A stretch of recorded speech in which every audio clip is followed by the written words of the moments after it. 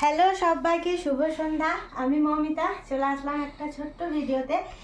Live শেষ হবার পর তোমাদেরকে আমি বলি যে আমি ছোট ছোট ভিডিওগুলো করি, তোমাদেরকে যে কালার অপশনগুলো তোমরা দেখাচ্ছি সেগুলো দেখো।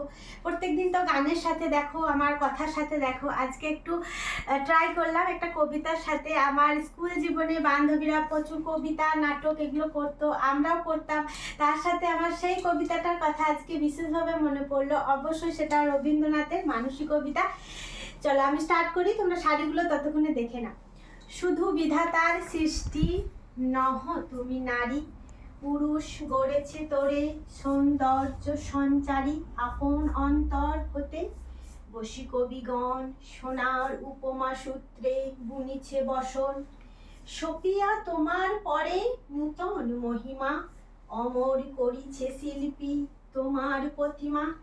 কত বর্ণ কত গন্ধ ভূষণ কত না, সিন্ধু হতে মুক্তা আসে খনি হতে সোনা।